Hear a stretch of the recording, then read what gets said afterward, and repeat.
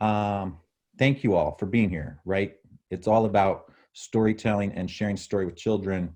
And when we go through a crisis of this magnitude, we think about how valuable and how important story is for children and how important it will be for children.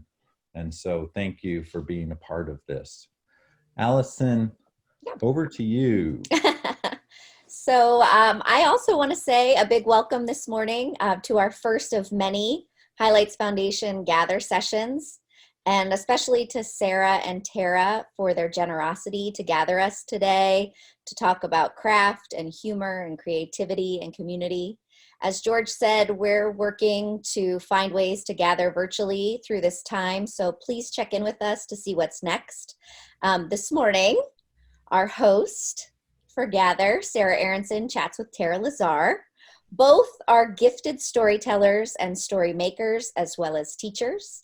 Sarah writes everything from picture books to novels. Her Just Like Rube Goldberg has won many awards, and I would say at this time and always, it is the perfect nonfiction picture book to get kids building and thinking and imagining and playing. I can just picture the miraculous things that kids could build across their homes right now, inspired by Just Like Rube Goldberg. Tara Lazar writes picture books with so much heart and humor, they barely fit in the confines of a book, which is why so many of them are read out loud again and again, and even acted out. I know at our house, there is some acting out of 7, 8, 9. It is one of our favorites, and I hope that if you don't already own 7, 8, 9, you find your way to it, so you too can be some detectives at your own home and have some playtime together. Thank you both so much for being here. I'm going to turn things over to our wonderful host, Sarah Aronson, to begin. Hello, everyone. Thank you, Allison. Thank you, George. As I said yesterday, I feel a little bit like the kidlit version of Andy Cohen. We're going to make this fun. We're going to make this purposeful, full of creativity, curiosity, and community. That's what I find every time I come back to Highlights. It's what I take with me when I come home from Highlights, is that sense that I am not alone and that I can actually do this stuff. So thank you all for signing in and saying hello. I can't believe we have people from Israel, from Canada, from New Jersey and Chicago, where Tara and I are from. I'm just going to start by raising my cup to George and Allison. And anytime we say the word story, I think that you're allowed to have a sip of your coffee. I'd also keep a notebook nearby, just in case we say anything really smart that is quotable. You might want to write it down, so have your notebook ready. So I just would like to officially welcome Tara, who has no H. And maybe no H. No H. How, like, we, maybe we need to correct that. I don't know. I don't know. What stuck out to me in her bio right away is what she is not. Street magic performer. Nope. Hog calling champion. Nope. Winning ice skater. Not a chance. But she is the author of many of my favorite quirky, humorous books. I love 7, 8, 9. But in my house, the Mont store has a special place because when we were young, when my dad would bring home lobsters, we would call it the Lob Store. And he's been, and we love puns like that. So that is a book that really, in my family, is an important thing. Tara and I are, I don't understand how we've never met because we never do met in person. No. Like, it's crazy. One of the things that she is the co-chair of the annual One-on-One Plus conference at Rutgers University Council on Children's Literature. I am a Rutgers graduate. So I am a Rutgers graduate. Rutgers College 84. Rutgers College 92? Yeah, 92. Awesome. Okay, so let's get started talking about this time and how what you have to, how are you managing your creativity and your writing? Are you getting anything done? Well, my kids asked me the other day, they said, and how is this different for you? Because basically I'm home in my pajamas almost every day that I don't have a school visit. So if I'm not doing a school visit, I'm home in jammies, sitting somewhere in the house. The other joke is I have like 4 offices in the house. I have this, my bedroom. I have the dining room. I have a couch in my living room, and I do have a small office, but right now it is stuffed with all the things my daughters cleaned out of their rooms and want to get rid of. So I can't actually go in there. My office is also do not enter, but it's not because of children. I can't blame them. It's just me that I have started using the bed for storage, and my husband, who is a real life Officer Buckle, says, please clean your office because one of us is going to need to work there when he starts working more from home. So do you rotate around your house normally? Like, do you have a structure to your writing day? I don't have any structure whatsoever. I am the kind of person who just repels from any kind of structure or any kind of habit.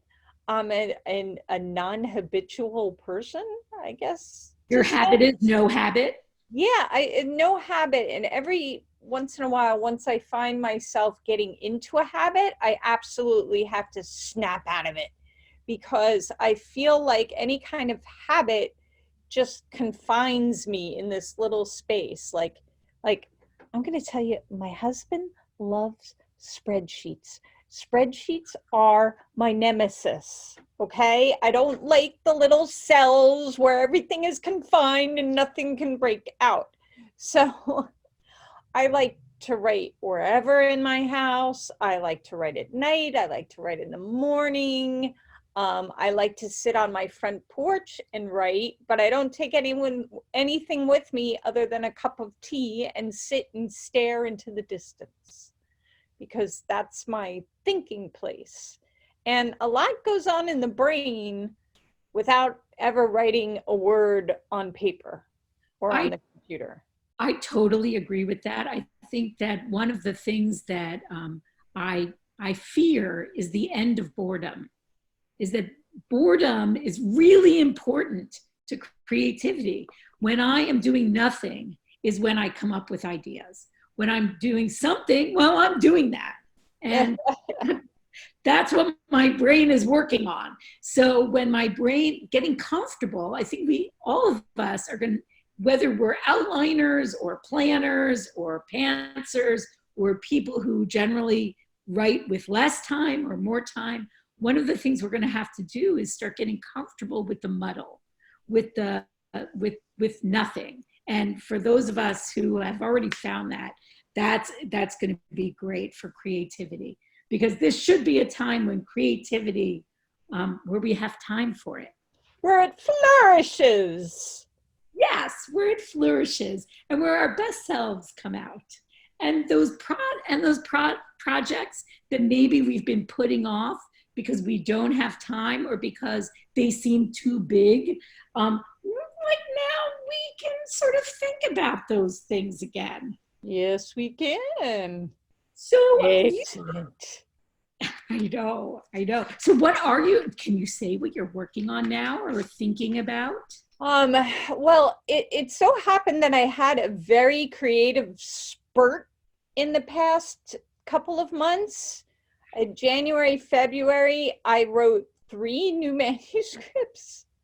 So it just like things just kind of shot out of me. And that doesn't always happen. So now I'm kind of like taking a step back and there's some revisions that I have to do, and there's some projects out there that are getting R&R requests, revise and resubmit requests from publishers. So I have to take those in and think about them. So there's a lot of time on my front porch with a cup of tea, just staring and trying to think. And I know and I know also that I get a lot of ideas whenever I do rote things around the house. So like washing the dishes, folding the laundry, taking a shower, that's when I'm doing something that I already know how to do. And it's kind of like I'm on automatic pilot. And that's when the creativity kind of streams in and I start to get new ideas. But I always have my phone. Where did I put my phone? This is my frog. Let's see. This is a fingerless glove. So if I get cold, these are jelly beans in case I get hungry. This is a carrot pen. And these are Rory story cubes. I love story cubes. Story, we said story. Drink.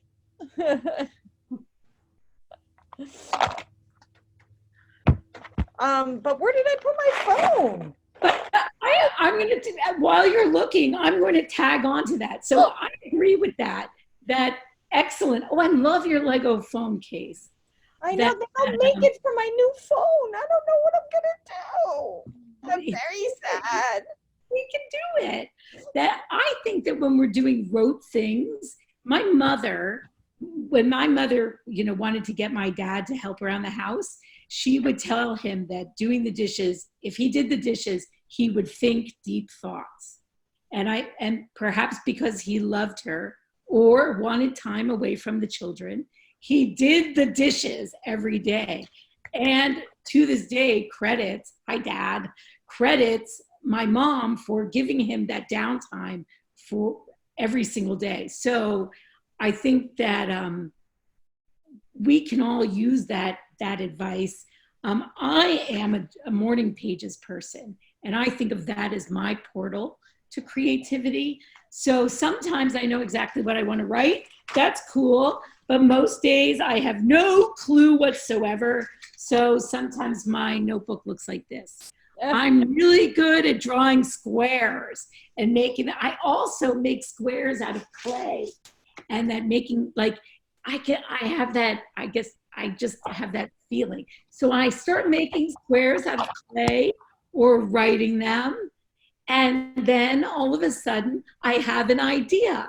And then I'm ready to go to either the notebook or the computer, whatever way I'm feeling is the best kind of way I'm going to write that day. So I am agreed. I also am interested in your balance of teaching and doing school visits and writing. Is that, how do you define balance?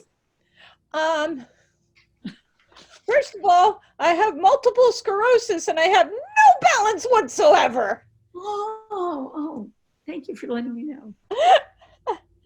So they know at highlights, I come with my walker and I always look for a comfy seat. But as far as balance, because of the MS, I can only do 2 school visits a week, or else I'm obliterated and just like so tired I can't do anything. So March and April right now is my busy season and everything has had to be canceled. So I don't have to balance anything now. But I love going to school visits because the kids' creativity always bounces back onto me. And I get a lot of ideas and I learn things, and I just like seeing their happy little faces. They're so happy. I really, this is the first year that I've had lots of school visits, and just to say 2 a week is a lot. Like as not your physical therapist, I would say that's a lot. It is a lot, yeah. But I But try to space them out. Monday, Friday, Tuesday, Friday, that's great. That seeing kids, you never know where you're going to be inspired. So if you just keep your eyes open. So about a year ago, I was doing a school visit, and this kid walks up to me, and she's all vinegar, and she's like she's ready. She didn't buy a book. She wants me to sign her notebook or her arm. And I look at her shirt, and it says fries over guys. And in that moment, I have a character, and she's in my new novel. Wow, fries over guys. Fries over guys. Oh, that's And a great shirt. Where did she get that? Did they make it in my she, shop? she did not remember. She thought it was a hand-me-down. So then, like, my brain started swirling, and I was I had a character right there, and That's she became the main secondary character in my novel that I just sent to my agent. So I think that's what inspiration, that's what getting out there and looking around and having that downtime does for me, and how I manage balance. As a teacher, giving feedback to people, I think that it's really, I have to give myself permission to take some time off my own productivity and say, this is a time I'm giving to other people. And it feels really good to do that, even when we're not stuck at home, to be able to help other people with their stories. Woo! Sneeze into a tissue, please. Okay. Woo! But So, I think, doing critique, Sarah, I always become a better writer just by doing critiques. Just by looking at somebody's work and trying to figure out how to help them make it better makes me better too. So I always love doing critiques for that reason, that not only am I helping somebody else be the best that they can be, they're helping me be the best that I can be. that's right. It's a beautiful thing. It's give and it's take.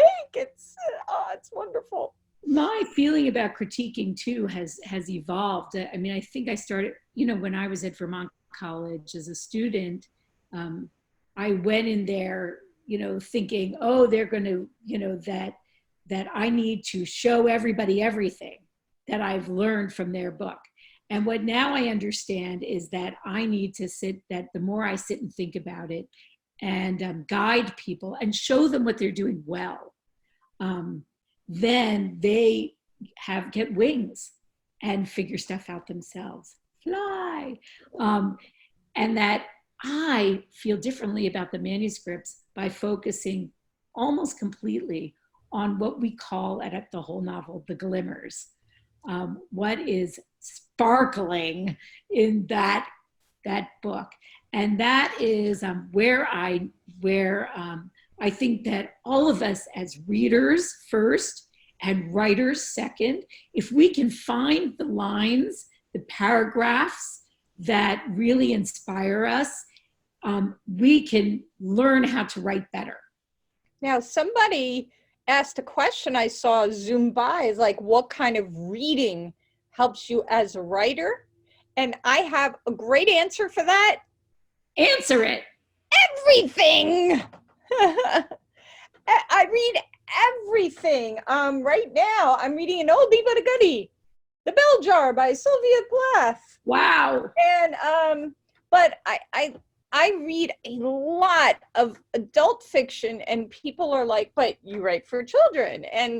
But the adult fiction is for my pleasure, but also that I find it just kind of like soaks into your brain, how to write a good story, how to construct a good sentence. But over the years, I've learned that your sentences shouldn't be so good that somebody stops and reads that sentence over and over, because that interrupts the flow of the story, even though it's a great sentence. We're the same person. We are the same person, except I don't have a snazzy pair of red glasses. Sorry, I'm going to find some for you. Oh, No, this is one of the things that I talk about all the time in The Power of Play, is that I need like writing is about 3 eyes. You can put this, you can quote me everywhere, people. Inspiration, that's the magic part. Intuition, that's the part that you like, where you're like reimagining and letting your brain swirl and figuring out how everything gets connected. And then there's intellect. When I see perfect stories that all the sentences are taking me out of the story, I think too heavy on intellect. I want to be in the dream. And part of staying in that dream in a long book or a short book is not over intellectualizing every single chapter. So when you're like, as a person who formerly spent many years revising like chapter 1 so that it would be perfect, I can say that I am a happier writer, a more productive writer, a more successful writer, that I leave my tools in my toolbox off to the side until the very end. Last draft, I worry about all that stuff. And my editors can all tell you, I have no idea how to use a comma, but I know how to use an exclamation point. I love exclamation points. I think they're the most underused and not respected. I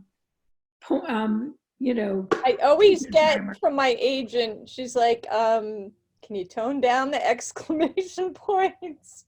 I'm like, no, but this part is really funny. And she's like, well, they'll get that it's funny without the exclamation point. One of the things that I think about all the time is the fourth wall. Is so like when I used to do theater, I could evoke that exclamation point in my speech and everyone would laugh and I could hear them laughing. Yeah. Now, one of the things I have learned how to trust the reader is that I don't know when they're laughing or when they're crying or when they're throwing the book across the floor, which has happened in my past. Anyway, let's talk a little bit about humor before we do our lightning round. How do you know that something you're writing is funny? Well, nod to my father again, because he was a very funny guy. And his real job was a chemical patent attorney. Ugh, doesn't that sound funny? It's not funny at all. It's dry, it's boring. So I think that's what helped him develop his humor, because he's doing this chemical equation stuff all day, and then he needed to have some fun. So he was a very funny guy. He was very witty, a lot of dry humor. He was very quick with the one-liners. So when my brother and I were growing up, we tried to compete about, who had the wittier one-liner. So there was a lot of humor competition in my house growing up.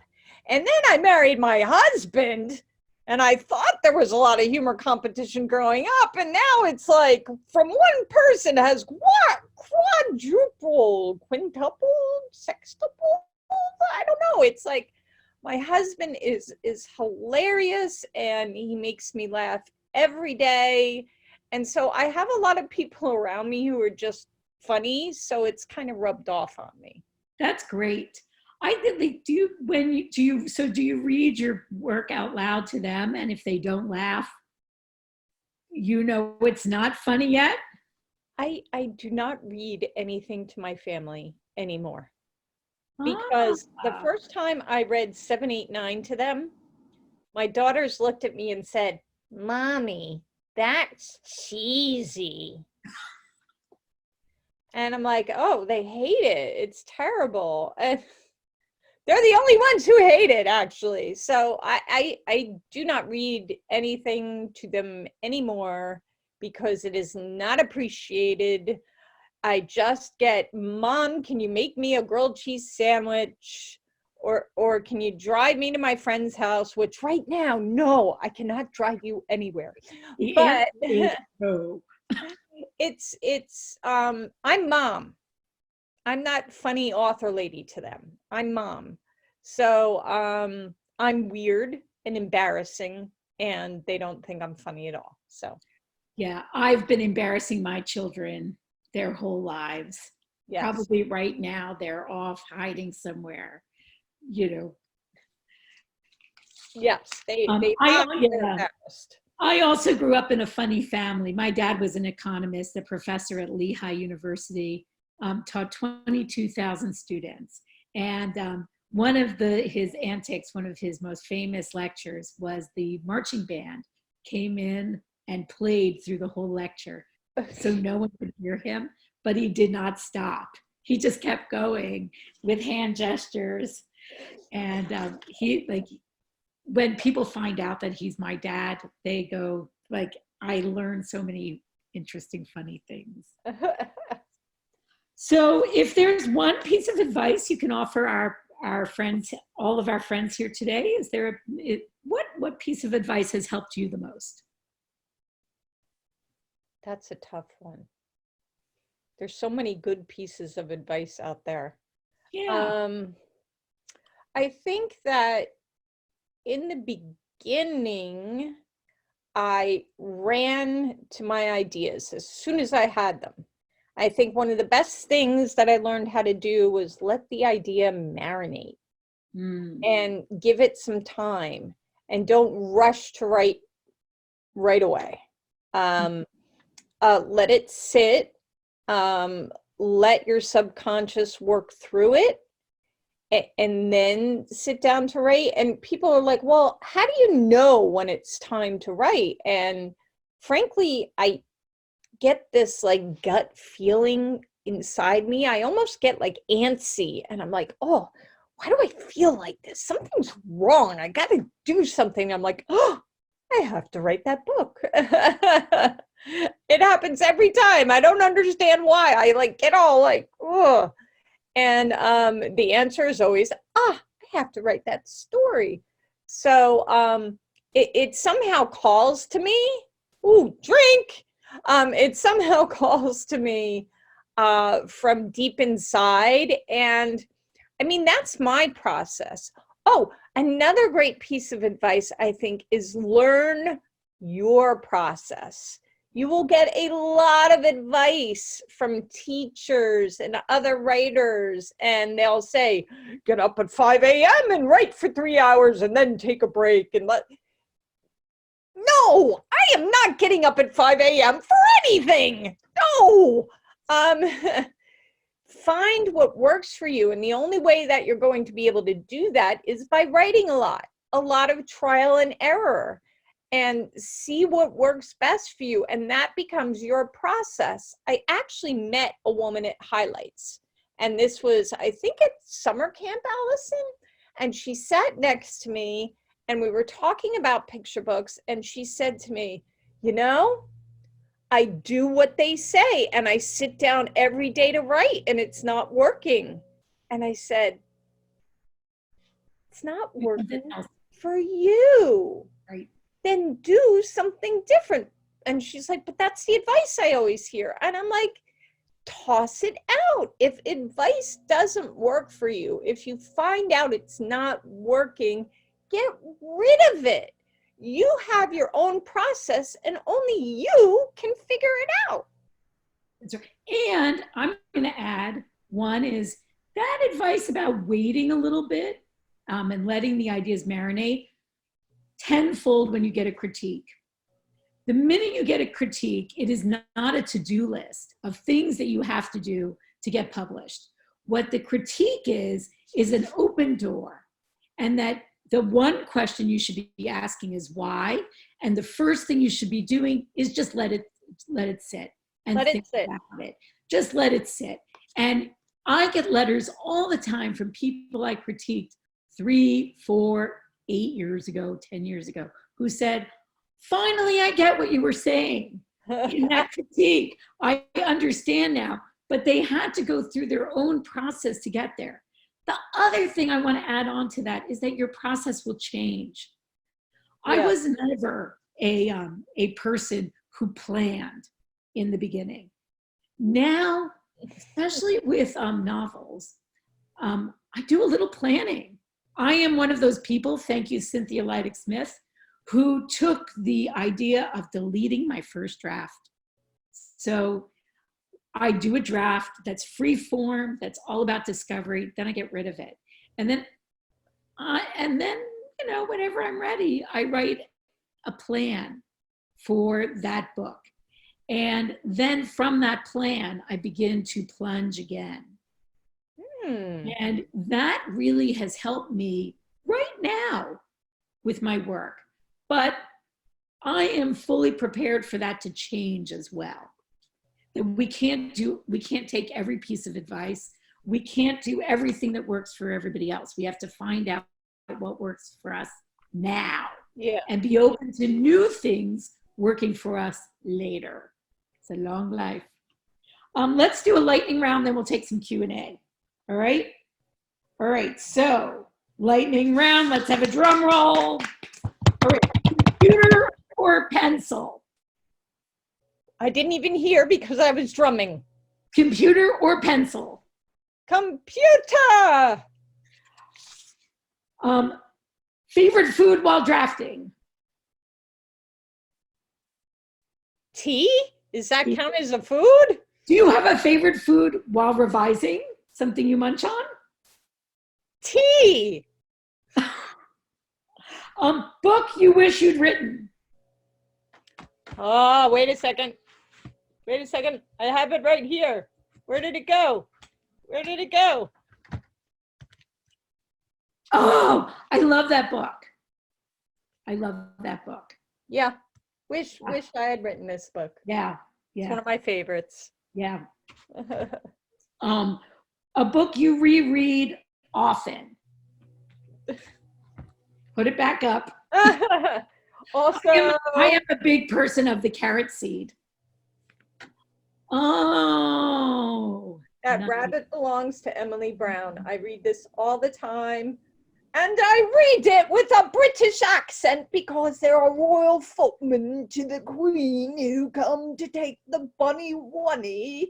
And his name isn't Bunny Wunny. It's Stanley. So, yes, this book I love. And here's another book that I really love. The Louds Move In by Carolyn Crimmy. Oh, I have a Carolyn Crimmy book too. Oh, yes. And of course, oh, There Might Be Lobsters. Yes, that won the Golden Kite, right? A couple years Yeah, I've won the Golden Kite. This book, so Carolyn is in my critique group. And when she brings something to group, it's just a lesson in how to write a great book because she's Look at amazing. me, I'm still like, I know, I get to see her all the time. oh, and then of course, Oh my gosh, I love Little P. okay, so my favorite. Oh, one of my favorites. So yeah, those are books I read. Oh yeah, John Agee, I love him. And when I had 789 in the New York Times, he wrote an article about like some of the books, and he wrote the article about my book, and I was like, ah! I just love everything he does. I love the retirement kid. Yes, and the one where the paintings come alive. And he does a lot of books of palindromes. Like he'll come up with a palindrome and then draw a cartoon for it, or an oxymoron and draw a cartoon for it. And I love those books, the wordplay, and so. I just heard the author of The P is for Pterodactyl. And I'm just going to say, how did I not think of that idea? It drives me crazy. I was up at night thinking, wait a minute, an alphabet book where the letter is silent. Silent. Brilliant! Travel. Those are always always the best books too. Those are the ones that'll be like, why didn't I think of this? It's just out there. It's waiting for me to grab it. And somebody else grabbed it first. That's how I felt when I thought to write a book about Rube Goldberg, is that I looked and I thought, my heart was pounding, and I looked and said, I don't think that there's a picture book biography about Rube Goldberg. And I've never felt so sort of getting so excited. Like I was like, this is my idea. This is my, someone else is doing it too. Right now, someone else is thinking about this. I also want to recommend, I just love this book. Oh, yes. And I love this art. And I love the combination of the art and the text. And I think that is, now that I have had this picture book experience this year, the privilege of the art and the text together, it's been the best experience. Well, that reminds me of the page in Click Clock Moon. You see, Betsy Lewin came to my daughter's school one year. Yeah, and she was talking about this particular page, which is where they leave another note. Sorry, we're closed. No milk today. And you see the shadow in the background of the farmer, and he's like incensed. He's just so angry. And she said she couldn't figure out how to get the note, that you could read the note and the farmer in the same picture. Yeah. And she's like, oh, the shadow. Yeah. It was like a lightning moment that came to her. So this page in this book is very special. We got the note, and we could also see that the farmer is angry as anything, that he's not getting milk. I think that when I looked at Robert Neubecker's illustrations for Just Like Rube Goldberg, I was amazed at how trust paid off. Is let the text speak. And all the ideas that I had for illustrations, I'm so glad I kept my mouth shut. And now I read for the subtext, and I read and think, what did that author leave off the page that gave the illustrator room? And look what happened right here. It's so amazing. It looks like we have 11 questions. I think that my lightning round, I don't think we're... Chocolate cake or apple pie? Apple pie, a la mode, please. Awesome. How about one last, if we were at Highlights together right now, what do you wish we would be eating? Oh my God. What's your favorite Highlights Amanda dish? Everything? All right, everything works. Just there was this one comedian, and he was a very large fellow. But he did this joke where it's like, you ever look at a menu and say, yes? I mean, that's how I feel. I love all kinds of food. There's nothing I don't like to eat. I was never a picky kid. I was a kid who, you put the food in front of me and I ate it, no questions. I didn't ask what was in it. I just ate it, and it was all delicious. Yeah. I happen to love Amanda's mashed potatoes with the pools of butter. The swimming of butter. Yes, that you could swim in these pools of butter. And if you go on Highlights website and you watch the video, the introductory video of Highlights Foundation, you will find that there is a shot of the mashed potatoes with pools of butter. Lovely. All right, let's take some questions. Before I take the question, I'm just going to say, I love the French toast casserole. I could eat that all day long. It's the best. Wait, I don't think I ever had the French toast casserole. What? As soon as I get to Highlights, is this? As soon as I get there, I say, when are we having the French toast casserole? Because I need to, it's the best thing. And I now make it at home. It's so good. All right. When I was there was ooey gooey cake. Yeah, I love ooey gooey cake. And also the hummingbird cake is so, nothing I would ever make myself, but a treat. Here we go. Can you read in your genre while writing? Do you? Yes or no? I tend to not. I'm not a mentor text person. I don't want to read anybody's work and have it unknowingly seep into my brain and then come out in my work.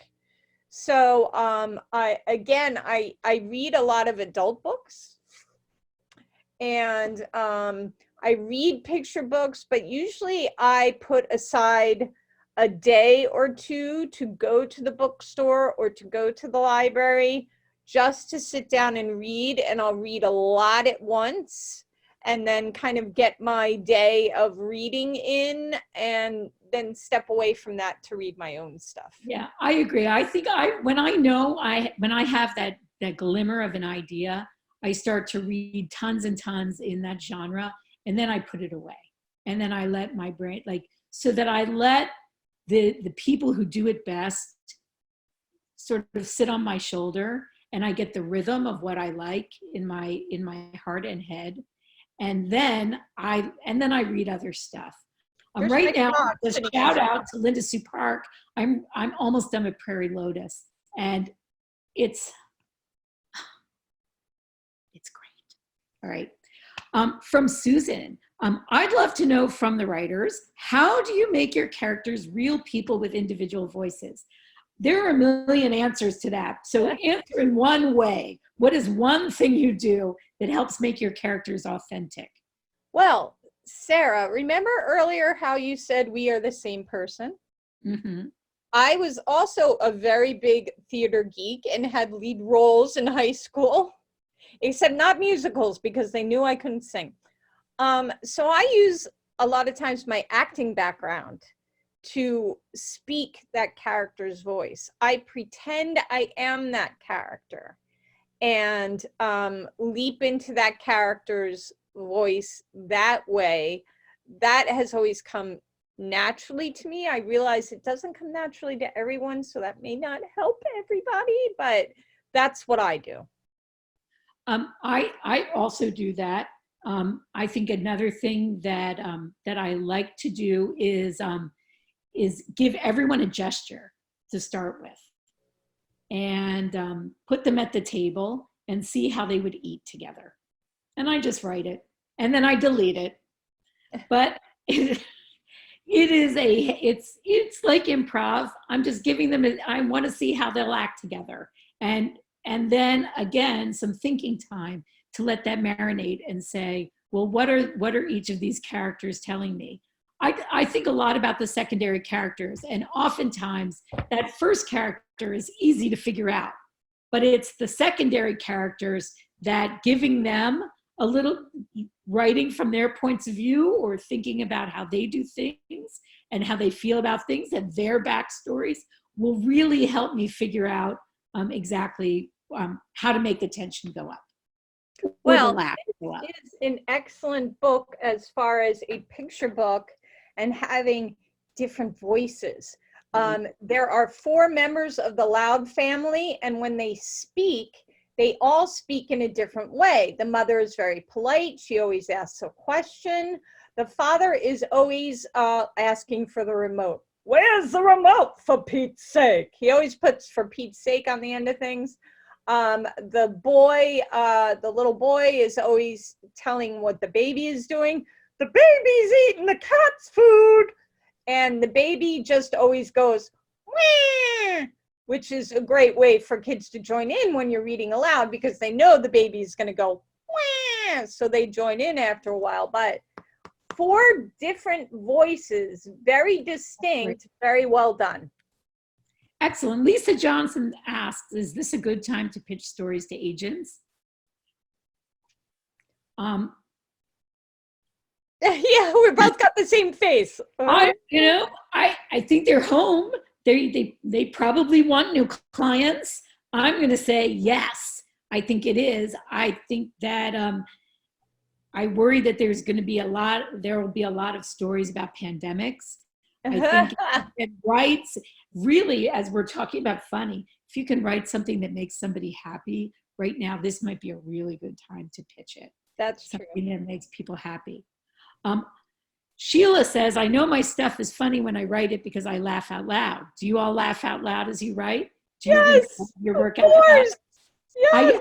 Yes, I do too. And I'm going to say that recently I submitted something that I thought was really funny and no one else did. Only my best friend knew it was funny. And it's because no one else knew me. So no one thought it was funny. I thought it was hilarious. So I don't know, putting that out there. Yes, I always laugh when I write things. And actually, when I was putting together the trailer for 789, I was working in my kitchen and I was doing it. And every time I watched like the preview for the trailer, like I was adding pieces. And when it ended, I would laugh hysterically. And my kids are like, you have now watched that about 400 times. Why are you still laughing? And I'm like, because it's funny.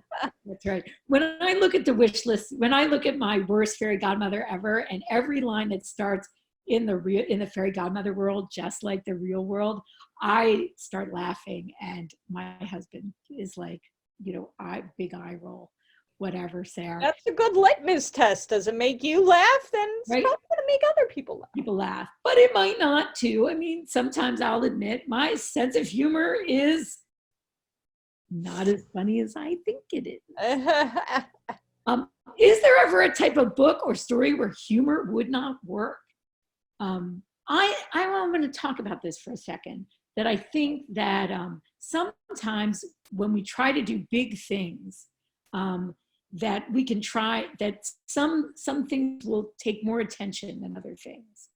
And that if you are writing humor in a time, like if there's something, like if you were writing about the Holocaust and you're trying to add humor, the Holocaust may be too big for humor and may crowd it out.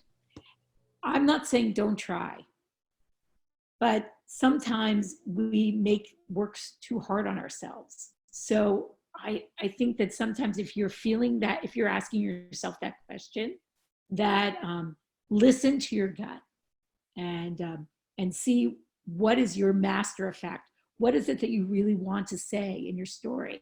And why are these details important to bring together? Well, Shakespeare always had a small moment of comic relief. I Right. think those small moments of comic relief that are well placed can be really great, but it can be delicate with a delicate topic like the Holocaust, a pandemic, Right, trauma, personal trauma. yeah. So it's a question of voice. It's a question of point of view. It's a question of purpose of your story. And I think that all of us have to be willing to reimagine our stories, whether they're about funny or sad or scary or magic. That being willing to change things is the big job we have. In not just revising that first idea, but reimagining it. Yeah, and everything I Sarah? write is humorous. So I haven't really experienced that, writing something very important and a big idea and adding humor to that. So I don't actually have experience in that. So I really can't speak to that. But I know that, look at that movie, Life is Beautiful, which is about the Holocaust, where the father is trying to convince the son that it isn't as bad as it is. There were very funny moments, but same with Jojo Rabbit. But I think when you're in someone's head in a book, it's a little bit different. Are we running out of time, George? Yes. All right. running out of time. To the writing prompt. Is there a writing prompt today? Yes, I have a writing prompt today. Okay, good. All right, so it is basically Maggie has asked, where do you store your ideas while they are marinating? I store it in my notebook. So your writing prompt today is to answer as many times in as quick, do this for 5 minutes. Ask your character or yourself or a character you don't know, Who are you? And write as many answers as you can. And let yourself go from the cliche easy answers to those deeper, darker, subconscious answers. Don't worry if they're wrong. Don't worry if you're going to scratch them out later. Just keep writing. And if you find yourself stalled out, just circle the last word you wrote so that you keep that pencil on the paper.